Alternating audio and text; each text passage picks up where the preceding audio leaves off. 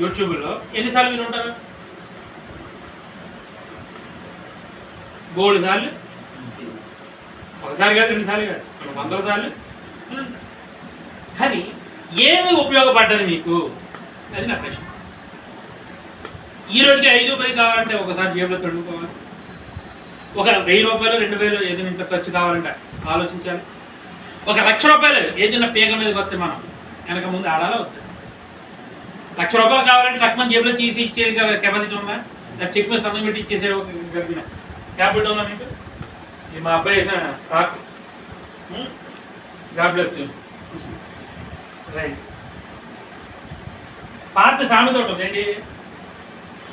జడ ఉండాలి కానీ ఎన్ని ముడులైనా ఏంటి ఏంటది? జడ ఉండాలి కానీ ఎన్ని కొప్పులైనా ఎన్ని పూలైనా పెట్టచ్చు.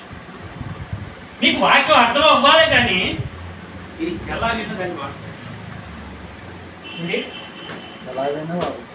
వాక్యం అర్థం అవ్వాలి.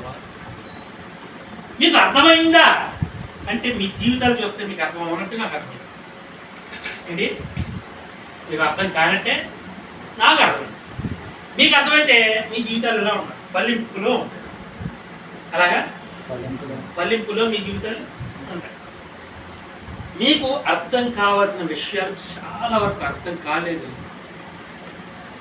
అర్థమైతే సాతాను కలగలాడు ఏంటి? అందుకని ఏం చెప్తాడంటే సాతాను అర్థమయ్యే అర్థం కానట్టు, అర్థం చేసుకోవడానికి సమయం లేకుండా, ఒకవేళ అర్థమయ్యే సిచ్యువేషన్ వచ్చినప్పుడు ఏదో ఆటంకం పడుతుంది. అర్థమైందన్నమాట. అర్థమవుతుందా అది ఏదో ఆటంకం కలిగిస్తుంది. మా దైవజనులు నాకు వాక్యం నేర్పిన ఆయన డిడివి ప్రసాద్ గారు, మొదట పోస్టర్లో కాబట్టి వారు ప్రకటన గ్రంథాన్ని చాలా ధ్యానించి అవకాశం బట్టి ఏ ముద్ర ఎప్పుడు ఏ కూర ఎప్పుడు అనేది కూలంకషంగా పరిశ్రమ. కానీ బర్మస్ బైబిల్ కాలేజీ ఉంది.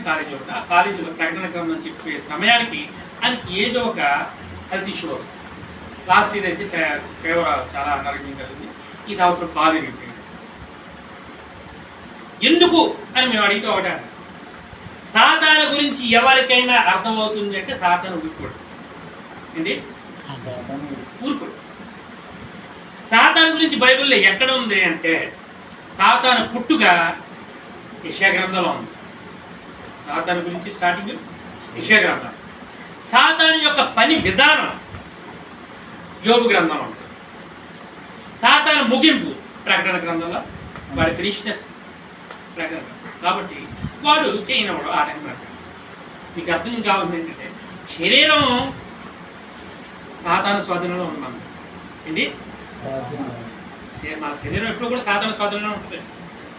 అది కూడా ఎలాగంటే దేవుడు అనుమతి తీసుకుని మనం ఉంటుకుంటాడు. యోగ గ్రంథం చదివితే మీకు అర్థం. లేకపోతే మన శరీరం మీద దానికి అనుమతి లేదు. కాబట్టి మీకు జ్ఞాపకం చేసుకోవాలి ఏంటంటే వాక్యం మీకు అర్థమైందా? మీ జీవితాలు మారుతాయి.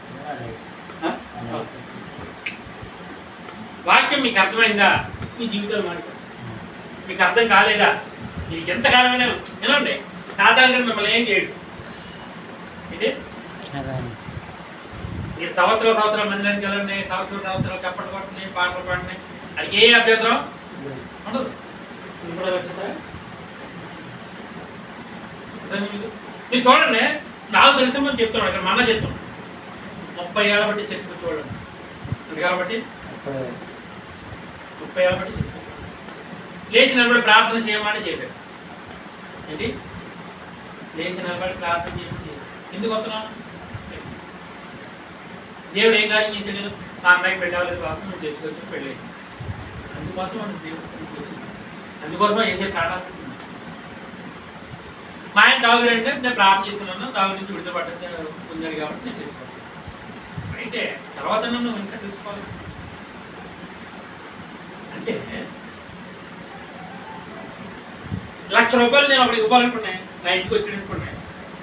ఇప్పుడు బళ్ళు ఫైనాన్స్ వాళ్ళు ఉంటారు.